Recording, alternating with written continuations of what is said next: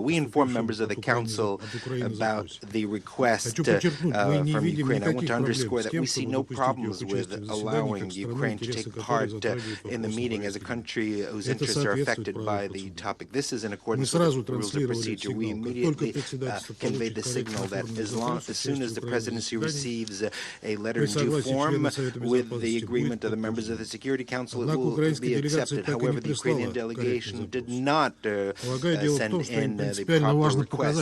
It's clear that they need to show that they stand above the rules of the Security Council, and like other delegations who request under Rule 37, including the European states, they have the right to dictate their own conditions.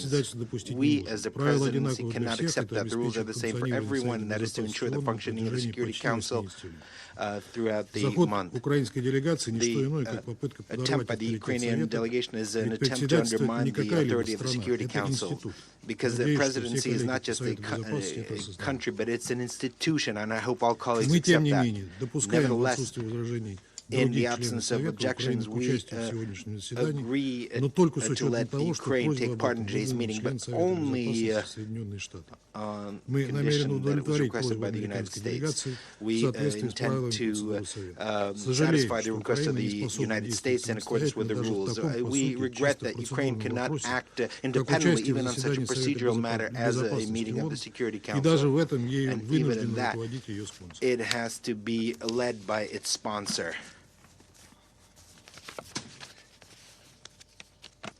I would ask the Secretary to invite Ukraine to take part in the meeting.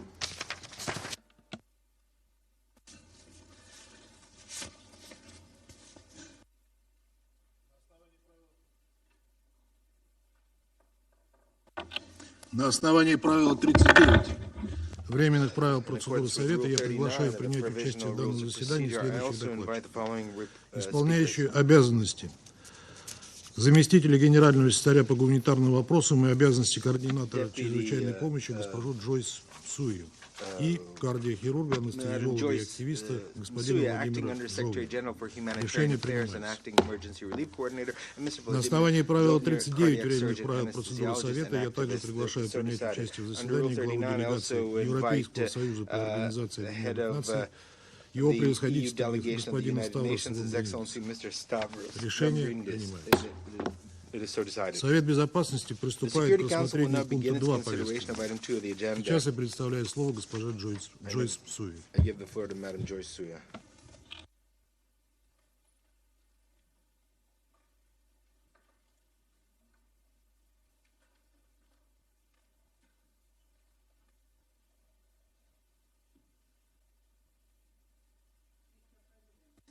Since I briefed the Council last month, there has been no respite for civilians in Ukraine amid continuing waves of attacks across the entire country. I was particularly shocked by yesterday's deadly missile strikes on Kiev, Kryvyi Rih, Pokrovsk, and Dnipro and other urban centers. These attacks struck key energy infrastructure, as well as two of the country's main specialist hospitals for children and women. In Kiev, the intensive care, surgical, and oncology wards of Ukraine's largest children's hospital, Okhmadit, were severely damaged. Its toxicology department, where children receive dialysis, was completely destroyed. First responders attending the scene immediately after the attack found children receiving treatment for cancer in hospital beds set up in parks and on the street, where medical workers had quickly established triage areas among the chaos, dust, and debris. Reportedly, 27 civilians, including 4 children, were killed, and 117, including 7 children, were injured. The Office for the High Commissioner of Human Rights, OHCHR, are verifying figures while rescue workers, hospital staff, and volunteers continue to clear rubble in search for people trapped under debris. Health officials reported that what remains of the children's hospital is without electricity, preventing the use of ventilators and other urgent care. Our health partners have therefore helped to move child patients to other facilities and have been providing psychosocial support and assisting with other urgent needs.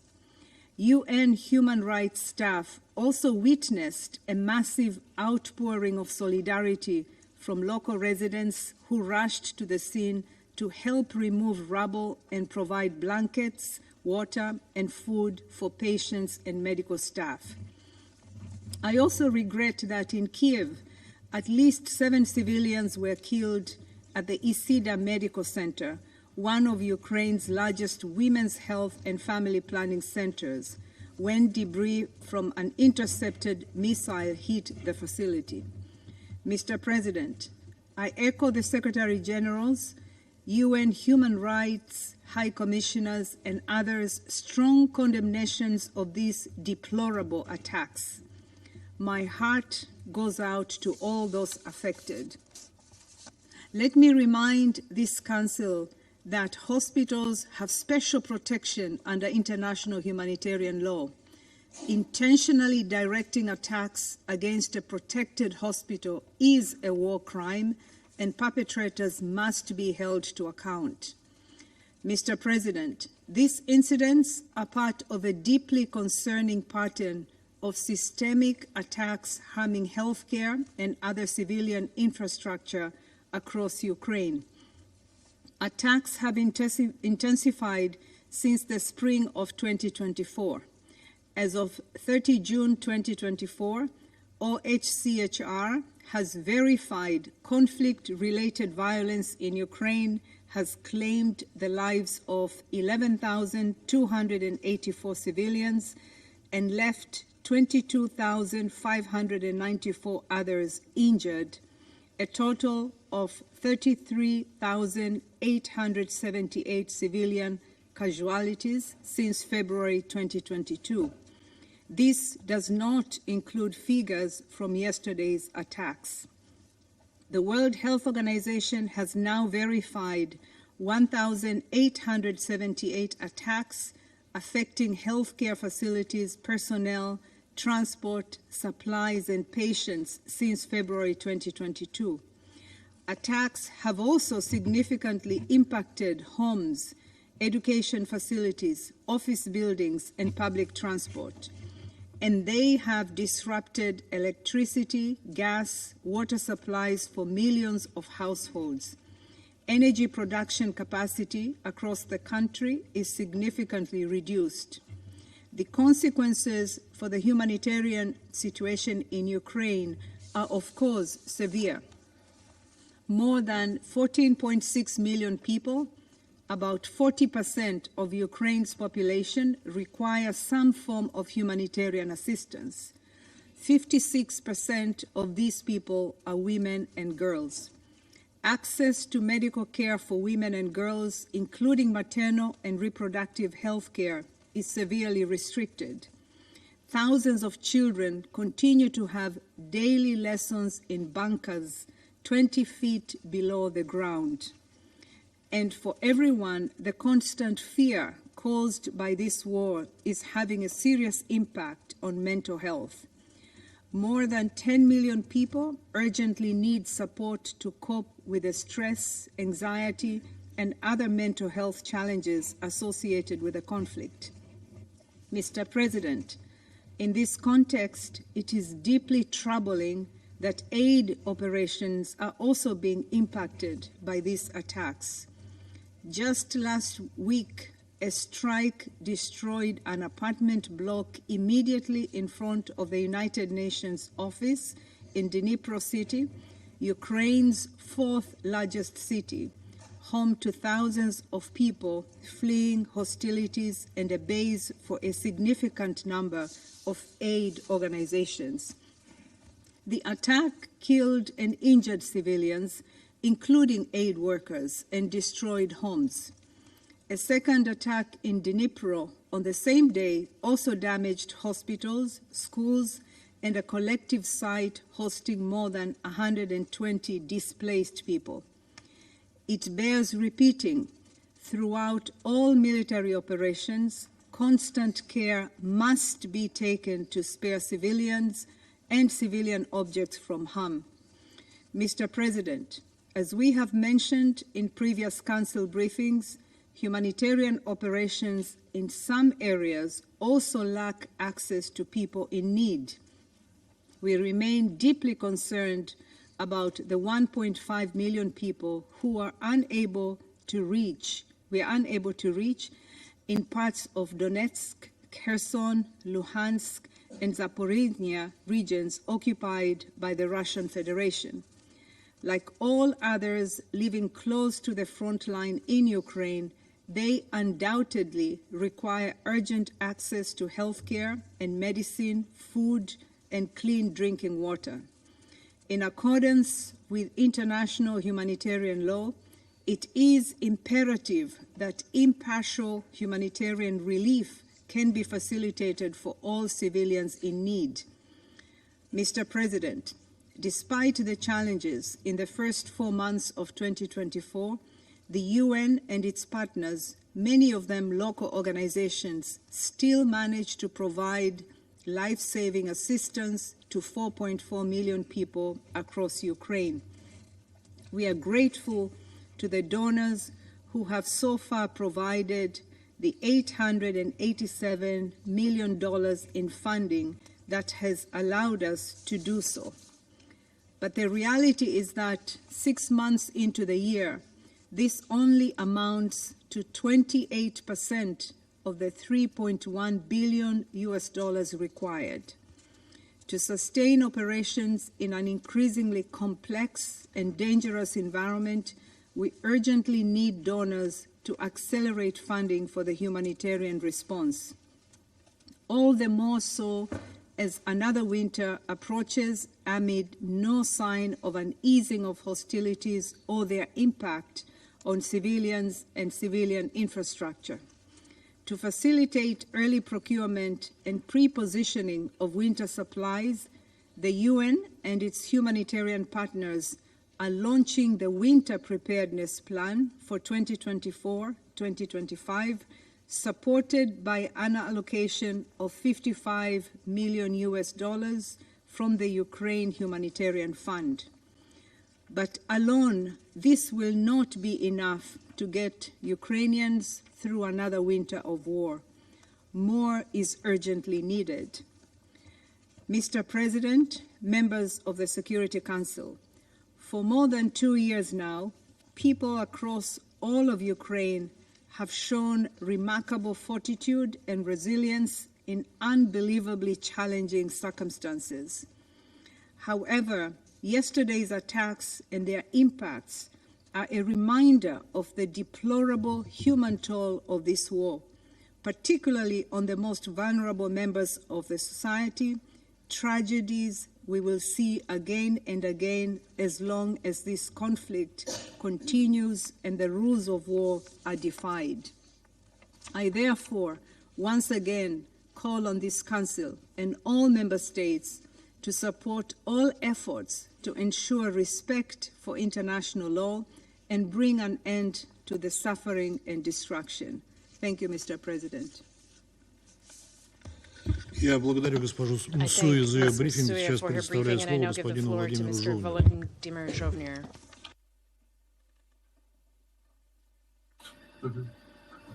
Dear members of Security Council, thank you for opportunity to speak today. I am Vladimir Zhovnir, a doctor and director of Ahmadit since January 2021. Ahmadit means mother and child care, and it is largest Ukrainian medical center. The hospital treats children with cancer, with blood disease from all over our country. Each year, around 80,000 children receive treatment, around 20,000 receive emergency care, and we perform about 13,000 surgeries. The hospital also offers treatment patients from other countries. Yesterday, at 9:52 a.m., an air raid siren sounded. The hospital staff began evacuate patients to the bomb shelters. This is challenging with children in intensive care. For our past 2.5 years, the Russian war against Ukraine, our staff have done everything that possible during each attack to save lives and minimize deaths. At that time yesterday, more than 600 patients and around same number of hospital workers were in hospital.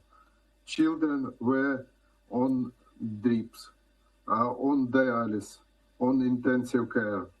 On top of that, at time attack, the 3 heart surgeries were in progress. In operation room, pausing them would be dangerous for life.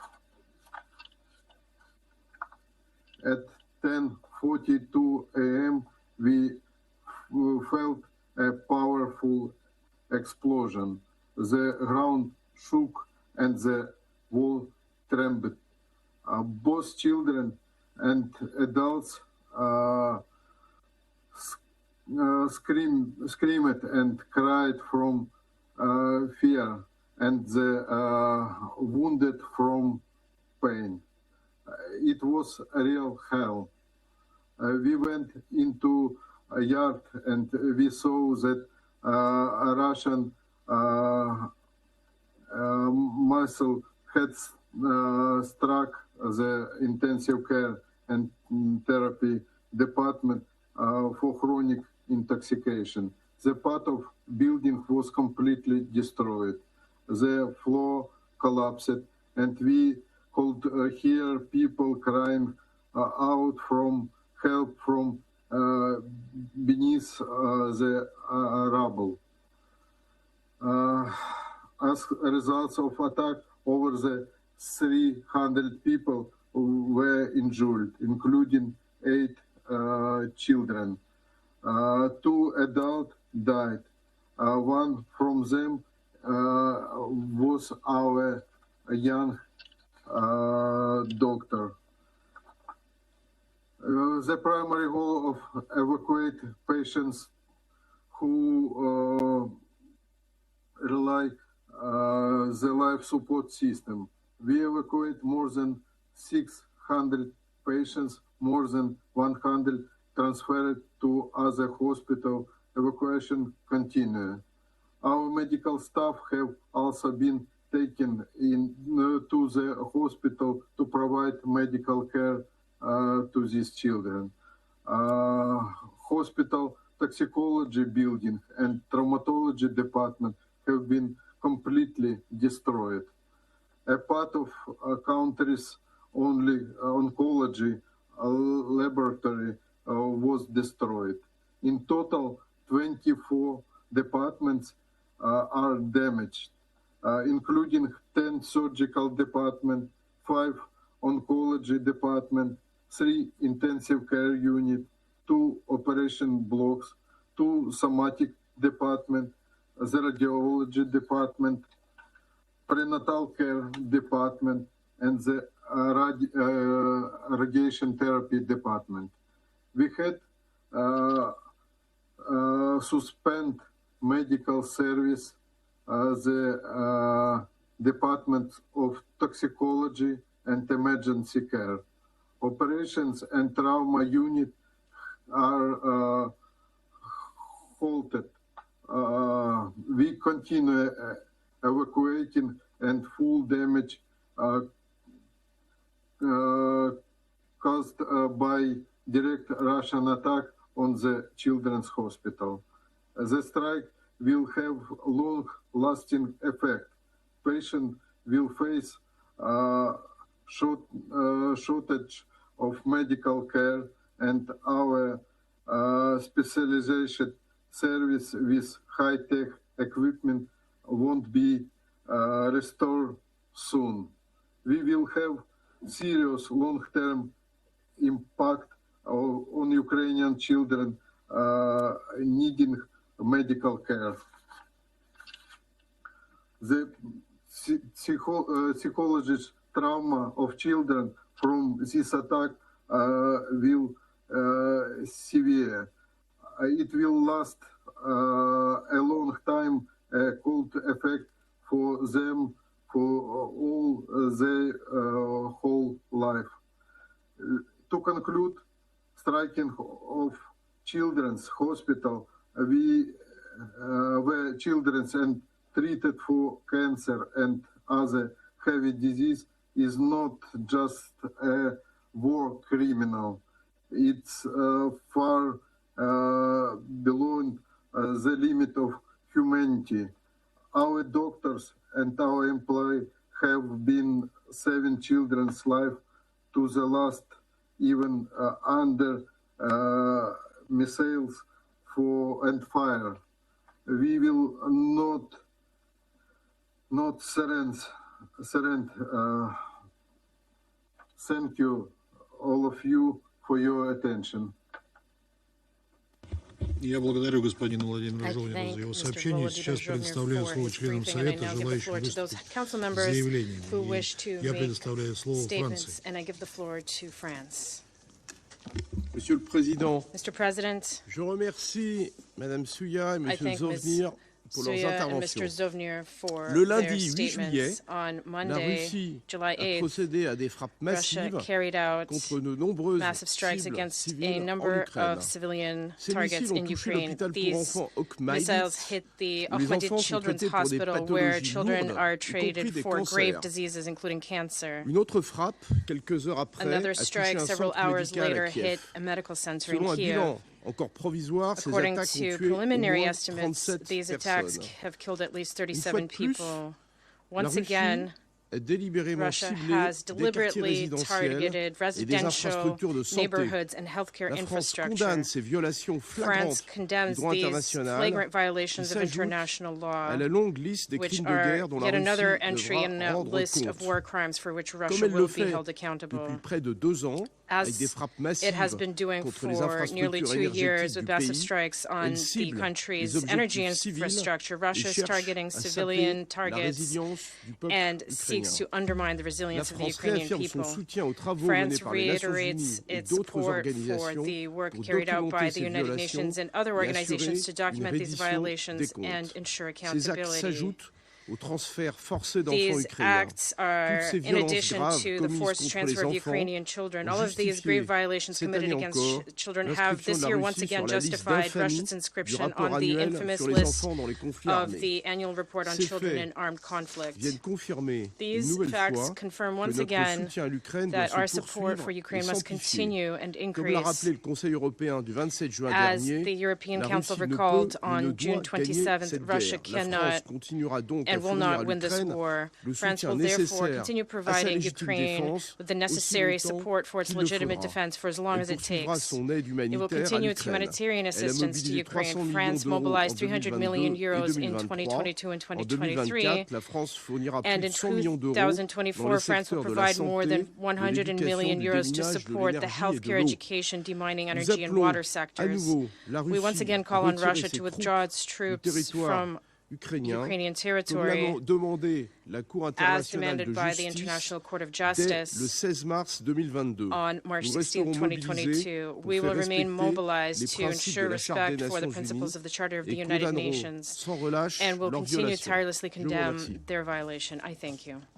I thank France for their statement, and I now give the floor to Ecuador. Thank you, Mr. President. Quiero agradecer a la señora Joyce Msuya, secretaria general adjunta en funciones, por su exposición Deputy Secretary General, Acting Secretary General, for her briefing. I also listened to Mr. Zhovnir's statement attentively. I acknowledge the presence in this chamber the representatives of Ukraine, Poland, and the European Union. Ecuador notes with deep concern the recent intensification of hostilities in Ukraine that has caused numerous deaths and wounded persons, affecting residential buildings and commercial buildings in different cities. What is particularly intolerable is the destruction of the Children's Hospital Okhmandyet in Kiev, which, as we have listened, has left a toll of innocent civilian victims, including children and women. Healthcare facilities such as hospitals and other infrastructures created for the purpose of medical care should be respected and protected in all circumstances and by all parties to the conflict. We hope that this event is duly investigated so that it does not remain unpunished. The devastating images that detail the suffering caused by these attacks, as well as those of just a few weeks ago that show the panic among civilians that were peacefully enjoying the beach in occupied Crimea, are evidence of the human tragedy unfolding before our eyes as a result of this conflict. Ecuador reiterates its appeal to all parties to respect international humanitarian law, and particularly observing the principles of distinction, proportionality, and precaution, because it is essential to spare the lives of civilians and protect civilian infrastructures. I would like to recall that the Secretary General, echoing what he considers a generalized appeal of the international community, has systematically pleaded with the parties to refrain from using explosive weapons in populated areas because their use could cause direct, indiscriminate, and long-term damage. For this reason, combat should take place far away from urban areas. Mr. President, this conflict is a tragedy for the peoples of Russia and Ukraine, and therefore it must end. It is discouraging that, in spite of the efforts and initiatives to seek peace, hostilities are intensifying, and it's civilians who are continuing to pay the highest price. We must move from a logic of domination and force to a logic of diplomacy and a peaceful solution of conflicts. Ecuador firmly believes in a peaceful solution of the conflict through negotiation and diplomacy, based on respect for the sovereignty and territorial integrity of Ukraine, and based on international law and the UN Charter. I would echo the appeal to the Russian Federation to withdraw its troops from occupied territory, as well as the clamor of the international community for this war not to last even another day. Thank you very much. Я благодарю Эквадор I thank Ecuador за заявление и сейчас for their предоставляю statement, and I слово now give the Швейцарии. floor to Switzerland. Merci, Monsieur le Président. Thank Je you, Mr. voudrais aussi President. I would remercier also la like to secrétaire thank générale adjointe aux Undersecretary affaires General for humanitaires ad Humanitarian interim, Affairs ad Joyce interim, Msuya, Joyce Msuya, ainsi que le docteur as well as Zhovnir Dr. pour Zhovnir leurs for interventions. their Je statements. salue également la I also participation welcome des the collègues de participation l'Ukraine, of de l'Union colleagues from européenne Ukraine, the et de la EU, Pologne. and Poland. Monsieur le Président, Mr. nous sommes President, choqués we are qu'un shocked hôpital pour enfants, that a children's hospital, souffrent where de many maladies suffer graves et se from trouvent dans des serious conditions de illnesses and vulnérabilité are in extrême, extremely vulnerable a été touché conditions, par une frappe de la has Russie. been hit by a Et nous Russian l'avons strike. entendu, des tirs And de we missiles heard à already travers that l'Ukraine ont missile fait des strikes morts et des across blessés, Ukraine en frappant have des infrastructures civiles à caused death and Kiev, injuries by hitting Dnipro, civilian Kryvyi, infrastructure in Kiev, Pokrovsk, Dnipro, Kryvyi Sloviansk Rih, et Pokrovsk, Kramatorsk. Sloviansk, and Ces Kramatorsk. frappes auraient tué des dizaines These de strikes civils et reportedly touché le killed plus grand dozens of hôpital civilians pour and enfants de hit Kiev, children's, ainsi qu'un autre Kiev's largest établissement children's médical hospital, dans as la well as another capitale. medical facility in Et the je capital. voudrais exprimer nos profondes condoléances And I à express toutes our les deepest familles, condolences to victimes ou all the blessés, et tous ceux families touchés, aux of docteurs, the victims and those injured, touchés par ces frappes and everyone terribles. else affected Encore by une fois, these des enfants strikes. sont devenus les victimes de Children l'agression have militaire once russe qui again continue become depuis 2 victims ans of et Russia's 5 mois. military aggression, Nous which has been condamnons ongoing for fermement 2 ces years attaques. and 5 La population months. civile et les We strongly infrastructures condemn these civiles attacks. ne The doivent civilian pas être pris population and civilian infrastructure must not be targeted. International law, and particular human rights and humanitarian law, must be strictly respected by all parties in all circumstances, and we call on Russia to comply and protect the civilian population and infrastructure. Under international humanitarian law, hospitals enjoy special protection. The horror that children and their families have had to face since the start of the war in Ukraine shows no sign of abating. In 2023, the United Nations attributed 249 attacks on schools and hospitals, including against protected persons, to Russian armed forces and affiliated armed groups. In the last 2 years, nearly 2,000 children are thought to have been killed or injured. Instead of going to school, children in towns on Ukraine's front lines have been forced to spend between 3,000 and 5,000 hours sheltering in basements and subway stations. That is between 4 and 7 months. As Ukraine fights for its peaceful future, those who will build it, including children, must be guaranteed protection. International humanitarian law provides special protection for children. In addition, a health worker has also been killed in yesterday's strike. Here, too, international humanitarian law is absolutely clear. Protecting humanitarian personnel, including medical staff, is an obligation. Those who risk their lives to help others must be protected. Mr. President, no child should grow up under the threat of missile fire. No child should die in the rubble of a hospital, which is supposed to be a safe place for healing and recovery. Every child should have the opportunity to lead a safe and serene life and return to a normal existence. For this to be possible, Russia must end its military aggression against Ukraine, cease all hostilities, and withdraw its troops from all Ukrainian territory. The Charter commits us all to respect the sovereignty and territorial integrity of all states. Switzerland remains determined to do everything in its power to contribute to a just and lasting peace in Ukraine, in accordance with that same United Nations Charter and the fundamental principles of international law. It is in this spirit that on June 15th and 16th, representatives of over 100 countries from around the world and international organizations met in Switzerland to discuss a framework for a possible peace process based on international law and, in particular, the UN Charter, with the aim of inspiring concrete measures in favor of a just and lasting peace in Ukraine. And we will continue delivering on that commitment. I thank you. I thank Switzerland for their statement, and I now give the floor to Slovenia. Thank you very much, Mr. President. I would like to thank both briefers, Ms. Misiuna and Dr. Zhovnir, for their contribution, and I welcome participation of the Ukraine, European Union and Poland. Mr. President, we are appalled by the latest airstrikes on Ukraine by the country that you are representing. While we fail to understand the reason for this war, we are convinced that there is absolutely nothing that can justify the brutal attacks on critical civilian infrastructure. Nothing justifies systemic attacks on medical facilities. Yesterday, another low in this war of aggression was reached, with a direct missile strike at the Ohmedit Hospital, one of Europe's largest children's hospitals. As if this were not enough, the follow-up strike wrecked a maternity hospital in the vicinity. We are again seeing the full spectrum of horror this war has brought, this time around with children and their parents at its center.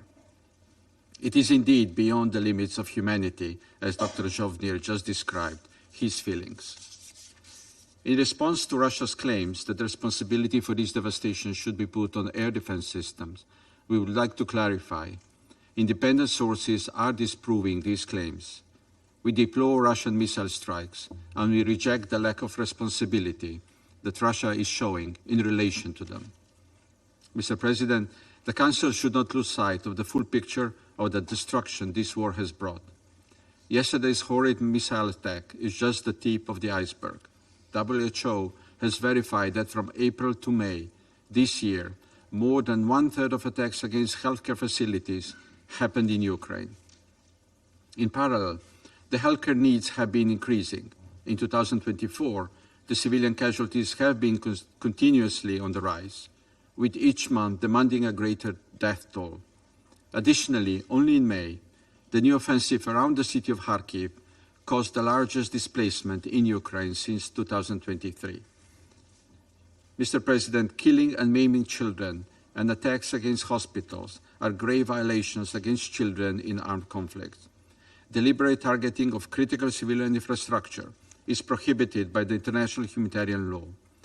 Rejecting responsibility equals endorsing impunity.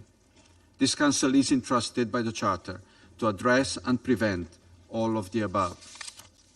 Too many fathers and mothers have been killed, too many children have been deprived of the future, too many homes and schools have been reduced to rubble, and too many hospitals have stopped providing life-saving services.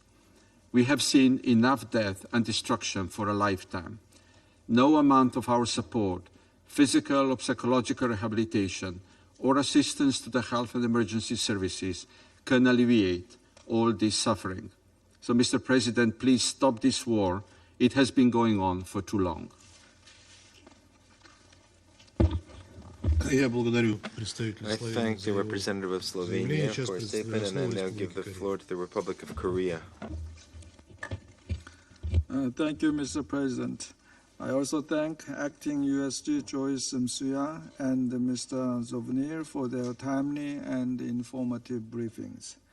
We have gathered in this chamber to discuss the war in Ukraine on many previous occasions, but today's session feels different. Where to begin after seeing the unimaginably horrific scenes of children and infants being attacked in their hospital beds? How did we get here? While we are well aware that civilian casualties are a tragic but inevitable consequence of war, we would still like to believe that there are certain lines people will not cross. From the outset, the Russian Federation has tried to justify its invasion into Ukraine's sovereign territory as a defensive action, but few believe this. Its repeated, deliberate attacks against civilians and civilian infrastructure throughout the conflict are indefensible. This latest offensive by Russia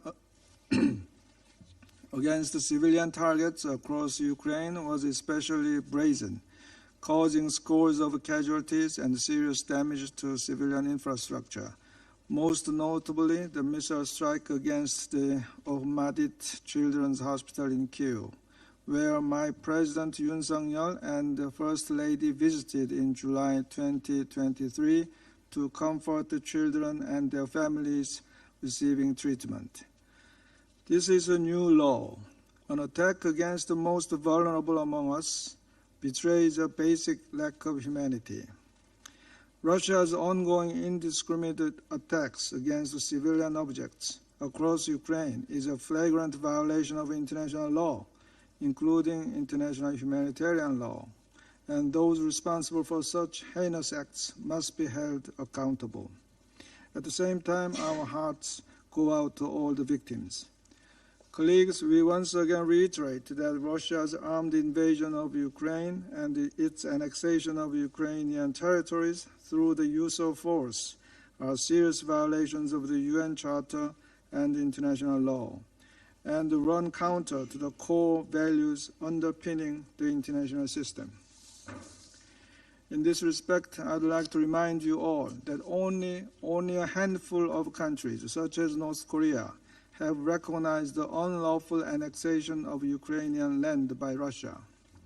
The overwhelming majority of UN member states still strongly believe that those regions are an integral part of sovereign Ukraine state. The longer this war continues, the greater number of lives will suffer miserably and the greater likelihood for further regional instability. Therefore, the only way forward is to work diligently towards an early end to the war. In this regard, my delegation once again stresses that all the devastating events and the human suffering transpiring in Ukraine are a result of Russia's illegal invasion. This must end now without preconditions. The Republic of Korea will continue to stand with the people of Ukraine and provide vital assistance in the areas of security, humanitarian aid, and reconstruction until they achieve just and lasting peace in their land. I thank you. Я благодарю Республику Корея за изъявление. Сейчас предоставляю слово Китаю. President, 我感谢穆夫雅代理副秘书长的通报。我也认真听取了洛夫涅尔先生的发言。乌克兰危机自2022年2月全面升级以来，持续冲突已经导致大量无辜平民伤亡，大量基础设施损毁，引发了严重的人道危机，产生了巨大的外溢效应。中方对此深表忧虑。近来，战争不但没有停止，反而愈演愈烈，并不时发生恶性袭击事件，造成严重人员伤亡。我们对此深表关切，再次呼吁冲突当事方保持理性克制，切实遵守国际人道法，避免袭击平民和民用基础设施。utmost to avoid civilian casualties and 冲突对抗 attacks 没有 on 赢家， civilian objects. 军事手 There 段 are no 带不 winners 来 in 持久 conflict 和 and 平。 confrontation, and military means will 中国 not 国家主 bring 席习 lasting 近平 peace. President Xi 近日在 Jinping, 会见访华 during 的 his 外国领 recent 导人士指 meeting 出， with a foreign 早日 leader, 停火止 stressed 战， that 寻求政治解决， an early 符合各方 ceasefire 利 and a political settlement are in 当前的 interests 重 of 点 all 是遵 parties, 守战 adding 场 that the 不外溢， priority is to 战事不 de-escalate 升级， the situation 各 by 方 observing 不 the 拱 three 火 principles 三 of 原则， no expansion of the 尽 battlefield, 快推 no 动局势降温。 escalation of fighting, and no 国际社 fanning 会 by 要为 any 双方 party 恢复 over 直接 the 对话 flames. 谈判 He 创 called 造 on 条 the 件， international 提 community 供 to 助力。 create conditions and provide support 只有所有 for 大 the 国 resumption 都 of 发挥 direct 正能量，而 dialogue 不是 and 负能量， negotiations between the two 这场 parties, 冲突才 stating 能 that 尽早 only if 出 all 现 major 停火的曙 countries 光。 inject positive rather than negative energy, can a ceasefire in this conflict 在乌克兰问 emerge 题上， as soon as 中方始终 possible. 主张， On the 各 Ukraine 国 issue, 主权、 China has 领 always 土完整 maintained 都应该 that 得到 the 尊重。 sovereignty and territorial integrity 联 of 合 all 国宪 states 章 should be 宗旨和 respected. 原则 The 都 purposes 应 and 该 principles 得到 of the 遵 UN 守。 Charter should be adhered to. 各国合理安 The 全关切 legitimate security 都应该得 concerns 到 of 重 all 视。 states should be taken 一切 seriously, 有利于 and 和 all 平解决危 efforts 机的努力 conducive 都 to 应该 the 得到 peaceful 支持。 settlement of the crisis should be supported. 我们呼吁冲 We 突 call 当 on 事 the 方 parties to 展 the 现政 conflict 治意愿， to show political 相向 will, 而行， meet each other 早日 halfway, 开启和 and 谈。 start peace talks at an early 呼吁 date. 国际社 We 会 call 本 on 着 the 客观 international 公正立 community 场， based on an 为早 objective and 日结束 impartial 战争 position to create 营造有利 conditions 条件，发 conducive 挥积极 to 作用。 putting an early end to the fighting 呼吁 and 有 play 关 an 各方 active role 共 in 同 this 努力， regard. We call upon all 秉持 parties 共同 concerned to 综 work 合合 together, 作可 uphold 持续的安 a 全观， common, comprehensive, 推动建立 cooperative 均 and 衡有效 sustainable 可 concept of 持续的 security, and 欧 promote 洲 the 安全架构。 establishment of a balanced, effective, and sustainable 中 European 方将继 security 续以自己的 architecture. 方式积 China 极 will 劝和促 continue to 谈， actively promote peace 为推 talks 动乌 in 克兰 its 问 own 题的政 way 治解 and 决 make 做出 unremitting 不懈努 efforts 力， and 发 play 挥 a 建设性 constructive 作 role 用。 in promoting a political settlement of the 谢谢 Ukraine 主席。 issue. I thank you, President. Я благодарю Китай за I thank изъявление. China Предоставляю for their слово statement, Сьерра and I give the floor to Sierra Leone. Thank you, Mr. President. I thank Acting USG Ms. Joyce Musea for our briefing. And I take note of the sobering information provided by Mr. Vladimir Zovny. I welcome the participation of the representatives of Ukraine, Poland, and the head of the delegation of the European Union.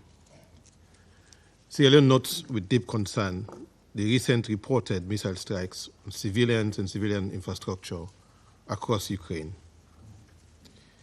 It is reported that during a daytime attack, missiles struck multiple Ukrainian cities, killing at least 31 people, injuring about 125 others, and seriously damaging a major children's hospital. Based on the report, those killed in the multiple missile strikes include doctors, patients, women and children, the very best of society, and also most vulnerable in times of armed conflict. Sierra Leone expresses deepest condolences to the victims and the families of the victims affected by the missile strikes. Sierra Leone deplores attacks on civilians, civilian and protected objects, and vital infrastructure. The report of the missile strike of the Kiev main children's hospital, resulting in the loss of innocent lives and the extensive damage to a critical healthcare facility, are truly heartbreaking and distressing. We call on all the parties to the conflict to uphold their obligations under international law and take immediate steps at de-escalation. We have previously reiterated in this Council that the deliberate targeting of residential or civilian areas, civilian infrastructure, and essential services, such as hospitals, schools, water, and energy facilities, are unacceptable and prohibited under international law. It poses a significant threat to the safety and well-being of the most vulnerable and protected populations, violating the basic tenets of humanity and the principles of international humanitarian law. The devastating impact of these strikes on civilians, including women and children, is a stark reminder of the urgent need for the violence to end and a renewed commitment to protecting civilian lives and infrastructure in conflict zones. It also begs for independent investigations aimed at accountability. We call on all involved parties to exercise restraint and take all necessary measures to avoid further civilian casualties and damage to critical infrastructure. The protection of civilians must be paramount in any conflict, including the conflict in Ukraine. Ensuring that the parties to the conflict maintain the safety of civilians must be the utmost collective priority of this Security Council. Let me therefore close, Mr. President, by urging all parties to prioritize the protection of civilians and critical infrastructure, including hospitals, to ensure essential services for the well-being and stability of civilians. The involved parties must choose and prioritize peace. Peace is made not between friends, but between parties in a state of disagreement. Peace can also not be left to chance. Sierra Leone therefore reiterates its call for meaningful steps to be taken towards the immediate cessation of the hostilities and for constructive and inclusive diplomatic efforts to achieve a just and lasting resolution of the conflict. In taking this important step, we call for the full respect for the Ukraine's sovereignty, unity, and territorial integrity within its internationally recognized borders, and for the legitimate concerns of all parties to be taken into account. I thank you. Я благодарю I thank Sierra Leone for their statement, and I now give the floor to Algeria. سيد الرئيس، أود في البداية أن أعرب عن شكري لوكيلة الأمين العام بالنيابة للشؤون الإنسانية ومنسقة الإغاثة في حالة الطوارئ السيدة جوس سويا على إحاطتها. كما استمعنا لإحاطة السيد فولوديمير زوفنير. We also تعرب الجزائر مرة listened with أخرى interest to the عن statement by قلقها Mr. البالغ Jovnir. إزاء التصعيد Algeria once المستمر again expresses its deep للتوترات concern الناجمة عن العمليات over the ongoing العسكرية escalation في of روسيا tension وأوكرانيا. للأسف caused by military لا operations يزال in Russia and المدنيون Ukraine. هم الطرف الذي يتحمل العبء الثقيل لهذا التصعيد المستمر. كما أن الوضع الإنساني المزري هو أيضا مصدر قلق عميق يتطلب التزاما واضحا من كلا الطرفين لمعالجته. The situation is also a source of deep concern and requires a clear commitment from both sides to put an end to it. As we meet again to discuss this alarming situation on the ground, we still see no signs of a de-escalation. من الضروري منح الأولوية اللازمة للجهود الدبلوماسية لمعالجة الأزمة الإنسانية في أوكرانيا بطريقة شاملة. Give due priority to diplomatic efforts to address the very serious humanitarian crisis in Ukraine in a comprehensive manner. This can only be achieved through a clear commitment by all parties to de-escalation and respect for the UN Charter and international law, in particular international humanitarian law. Secondly, إن منطق المواجهة لم يكن أبدا حلا للنزاعات. يجب أن يفسح المجال لضبط النفس والحوار والمفاوضات وفقا لمبادئ الشمولية والتسوية السلمية للنزاعات. based on the principles of inclusiveness and a peaceful settlement of disputes. The use of weapons will only lead to more lives lost, including amongst civilians and especially children. This will bring more suffering to the population, it will bring the destruction of infrastructure, and will raise the risks of pushing back a solution to the conflict. Algeria reiterates its commitment to support all efforts aimed at achieving peace and at laying the foundation for a sustainable, peaceful solution to this crisis. Thirdly, the polarization resulting from this crisis is a source of grave concern for Algeria. Indeed, it contributes to further escalation with disastrous consequences for international peace and security, including food security and energy security.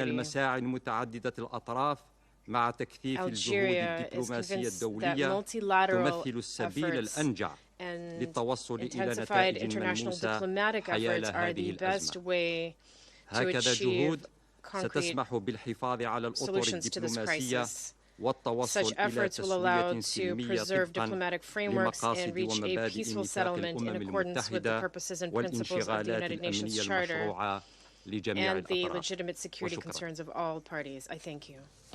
I thank Algeria for the statement and I give the floor to Malta. President, I would like to thank Acting USG Msuya and Mr. Jovnir for their briefings. As has been the case for previous sessions, large-scale Russian aerial attacks continue across Ukraine, with a sustained targeting of essential infrastructures causing more death, destruction, and trauma. Yesterday, the Russian Federation launched another wave of deadly strikes across several regions in Ukraine. At least 40 long-range missiles were fired at targets across the country, killing dozens and wounding over 150. The Ahmedit Children's Hospital, Ukraine's largest children's hospital, and the main treatment center for the children in the country for children with cancer, was also hit during these attacks. 12 departments were damaged, and a section of Ukraine's only oncology and hematology laboratories were completely destroyed. Power, oxygen, and water supplies have been lost, and people were trapped under the rubble. The exact number of victims is still unknown. The Isida Maternity Hospital, located in Ukraine's capital, was also severely damaged due to the falling debris. The hospital counts with 27 sources of ionizing radiation and is a beneficiary of the IAEA's Technical Cooperation Program. This missile attack not only endangers lives, but also constitutes a violation of the IAEA's core principles and values. We express our condolences to the families who are enduring the unbearable loss of their loved ones and wish a speedy recovery to those injured due to these ruthless attacks across Ukraine. Health and educational facilities must always be protected to ensure uninterrupted delivery of health and education services to all people in Ukraine. Attacks on civilians and civilian objects must stop. That should be at the center of our efforts. International humanitarian and human rights law must be respected at all times. Malta condemns in the strongest possible terms these attacks. We reiterate our call to immediately cease all attacks against hospitals, residential buildings, and critical infrastructure in Ukraine, and for all parties to adhere to their obligations under international law, including international humanitarian law. Yesterday's events took place against the background of Russia's launch of its new military offensive in the Kharkiv region. According to the WHO, there are reports of 18 deaths and 81 injuries from more than 175 attacks on healthcare infrastructure in Ukraine for the first half of 2024. These attacks have similarly endangered the lives of thousands of children, healthcare workers, and civilians, including the already vulnerable population, not least the elderly, children, and people with disabilities. Malta reiterates that the perpetrators of these actions must be held accountable for the damage done. We express our full support to the mandate of the International Criminal Court, the Independent International Commission of Inquiry on Ukraine, as well as to the register of damage caused by the aggression of the Russian Federation against Ukraine, and the work on the establishment of a future compensation mechanism. In closing, Malta reiterates that the only path to a comprehensive, just and lasting peace and an end to the suffering being inflicted on innocent Ukrainians is for Russia to immediately, completely and unconditionally withdraw all its troops and military equipment from the entire territory of Ukraine within its internationally recognized borders. I thank you. Я благодарю Мальту за их заявление и предоставляю слово Мозамбику.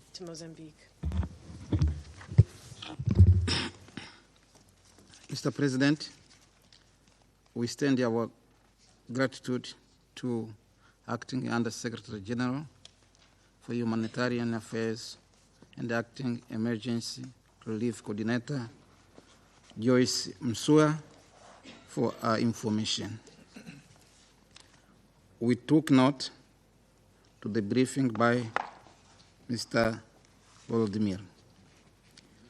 We recognize the presence of the representatives of Ukraine, Poland, and the delegations of the European Union in this meeting.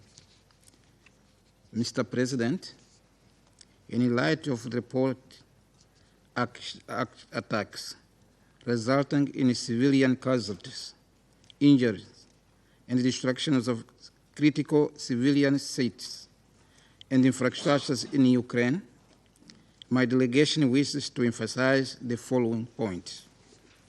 First, civilian deaths, both intentional and incidental, and instances where conflicting parties put civilians in harm's way by positioning them near military targets must not be condemned.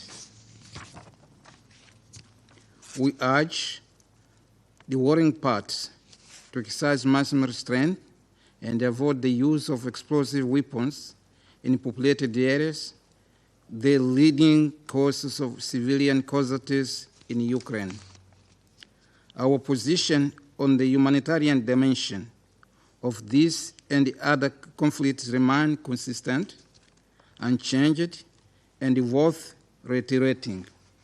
One, the respect for international humanitarian law and international humanitarian rights law, which have protection of civilians as it is cornerstone, must be upheld under any circumstances. B, the principles of distinction, precaution, and proportionality must be rigorously adhered to and upheld and by all parties. Warring parties must assess whether civilian harm is likely to be excessive compared to the concrete military advantage anticipated. All parties must facilitate full, safe, rapid, and unhindered access for humanitarian personnel and relief to civilians in need. Mr. President, ultimately, ending this conflict is the most crucial step to address its man-made humanitarian consequences. To achieve this, we urge the parties to immediately cease hostilities, resume direct negotiations without preconditions, and engage in a dialogue in good faith. Mr. President, let us seize the opportunity to recommit to the UN as EDO platform to start genuine dialogue towards a negotiated settlement aimed at bringing this conflict to a just, comprehensive, and lasting peace that addresses its root causes and upholds the Charter. I thank you, President. Я благодарю Мозамбик за их заявление и сейчас предоставляю слово Гаяне.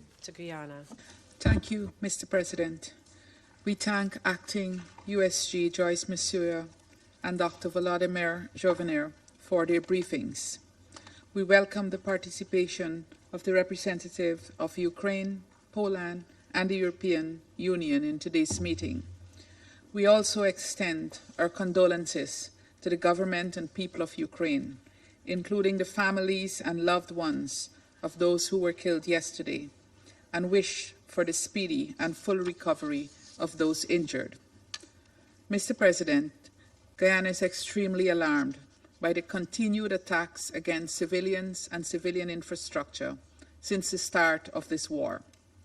The attacks have claimed the lives of more than 11,000 civilians, including women and children, and continue to destroy objects indispensable to their survival.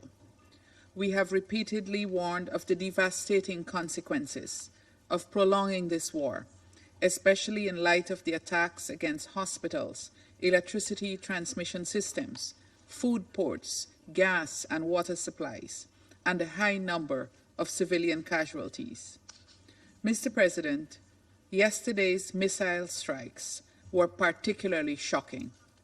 It was reportedly the largest assault in months, killing over 30 people, including children, and causing extensive damage to the Omadid Children's Hospital in Kyiv. The airstrike against the hospital turned a large part of what was once a place of sanctuary and healing for so many children into rubble, destroying its toxicology and oncology wards and many other units. We condemn these attacks in the strongest possible terms, stressing that the most vulnerable of civilians, children, were among the hapless victims. What military or other advantage is there to gain from the unconscionable attack against a children's hospital? Mr. President, the devastating accounts of unrelenting violence, death, and destruction must compel us to take urgent action to end this war. Lives, including those of innocent children, cannot continue to be sacrificed at the altar of political brinksmanship. We commend the efforts of those seeking to find a peaceful resolution to the conflict and urge the parties to commit to a serious political and diplomatic process toward ending the conflict. We also urge them to engage in good faith and to bring an end to the suffering of the millions of men, women, and children who have already paid too high a price in this war. Guyana demands that the parties to the conflict take all necessary measures to protect civilians and critical infrastructure and to comply fully with their obligations under international law, including the United Nations Charter and international humanitarian and human rights law. We stress the need for accountability for the ongoing violations as a critical element on the path to peace. We further call on the Russian Federation to immediately withdraw its military forces from the internationally recognized territory of Ukraine. We echo the acting USG's grave concern, and indeed that of the wider international community, about the increasingly dire humanitarian situation in the country. It is difficult to comprehend the continued denial of access to people in desperate need of humanitarian assistance. We call upon the Russian Federation to grant humanitarian access to all populations in need in the occupied territories. We commend the ongoing response of humanitarian agencies and call on the international community to further support their efforts, including by contributing to the Humanitarian Needs and Response Fund. In closing, Mr. President, I would like to stress the urgency of resolving this conflict through peaceful means. Guyana will continue to support all efforts of the United Nations Secretary General and other partners who have been working diligently to achieve a peaceful and sustainable end to this war. I thank you. Я благодарю Гаяну за их заявление и предоставляю слово Соединенным Штатам. Thank you, Mr. President. And thank you, Acting Undersecretary General Masuya, for your informative briefing. I also thank Director General Jobner for your briefing and for your courage and for continuing to show up for your patients, even in the direst circumstances. I welcome the participation of Poland, the EU, and particularly Ukraine to this meeting. Colleagues, I'll cut to the chase. We're here today because Russia, a permanent member of the Security Council, the current rotational president of the Security Council, attacked a children's hospital. Even uttering that phrase sends a chill down my spine. Russia attacked a children's hospital in broad daylight, killing and injuring children. Chilling. Colleagues, on Monday morning, Russian missiles smashed into civilian targets, including Ahmadit Children's Hospital, the largest pediatric facility in Ukraine, and a lifeline for the country's most vulnerable. In the hours since, we've seen images of children bloodied and injured, escaping the damage, of cancer patients just a few years old hooked up to IV drips huddled outside the hospital's bombed out cancer wing. We've heard the courageous stories of doctors and nurses scrambling to evacuate sick children, many of whom are intubated and on ventilators to safety. Of members of the community heroically sifting through the rubble in hopes of finding survivors, of not adding another number to the rising death toll. Director General Zhovnir has just enhanced our understanding of the impact of this on the 600 patients plus staff in the hospital, including those who were in surgery. Our hearts are with all of those who've lost loved ones, who wonder how their children can get the medicine and the care that they need, who wake up this morning worried about their home, their business, their family will be the next one destroyed by a Russian strike. Because let's be clear, this brutal attack is hardly a standalone incident. In March 2022, Russian airstrikes damaged a maternity and children's hospital in Mariupol. In December 2023, a Russian missile plunged into a medical facility in Dnipro. And I could go on, but the fact is that across the country, hundreds of children have been killed, thousands have been wounded, and millions have been displaced from their homes as Russia continues its campaign of terror in Ukraine. And then there are those children Russia has deported or forcibly transferred, robbing Ukrainian youth of not only their futures, but their very identities. Colleagues, when Putin announced his so-called peace plan last month, I called it what it was, an outrageous attempt to force Ukraine to accept an unjust peace while facing the barrel of a gun. As if there was any doubt that this was the case, yesterday's attack makes abundantly clear Putin is not interested in peace. He's committed to wreaking death and destruction in pursuit of his war of aggression. And of course, Putin hasn't just attacked hospitals. Russia has upped its coordinated attacks on Ukraine's energy infrastructure, taking out over half of the country's power generation. Power plants in Kharkiv are operating at severely reduced capacity due to nearly daily attacks. Tens of thousands have had to evacuate. This is a deliberate and cruel effort to leave millions of Ukrainians without heat this winter. I've said it before, and I'll say it again. Russia started this war, and Russia can end it at any time. As my colleague from France stated, Russia cannot win this war. It could choose to withdraw its forces from Ukraine and end the assault on hospitals and power plants. It could halt its campaign of torture and deportation, its pattern of violating international law. It could heed the will of over 140 countries who have repeatedly called for this madness to stop.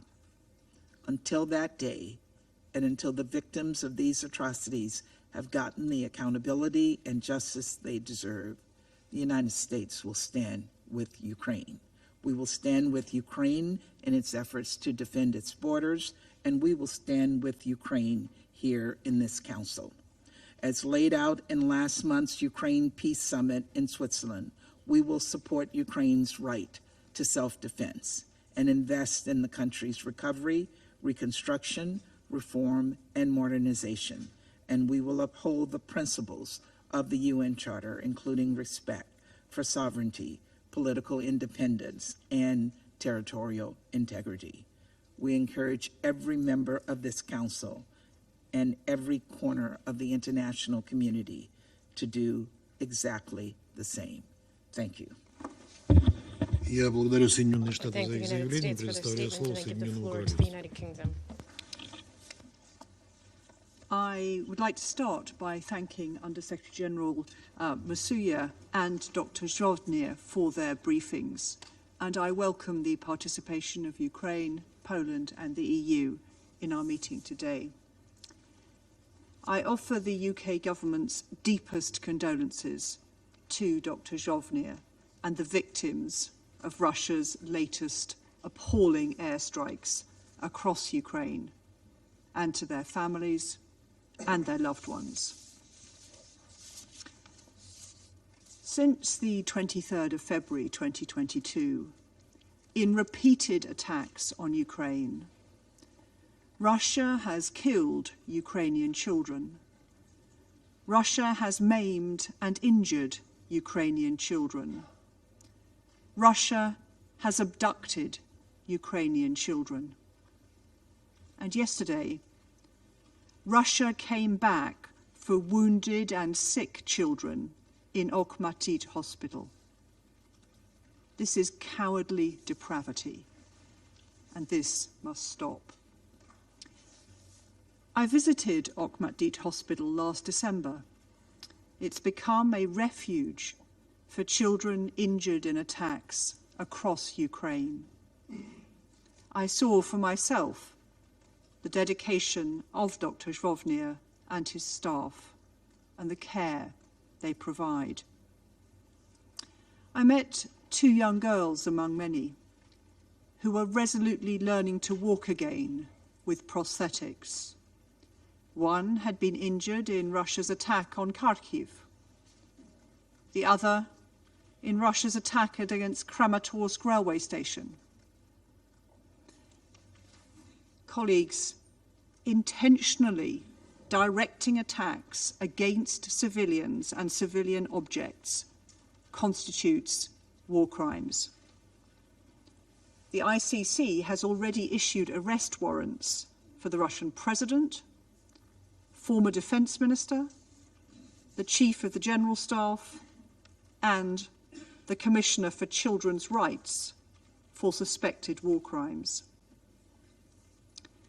Since the 23rd of February 2022, Russia has violated the UN Charter and repeatedly breached international humanitarian law.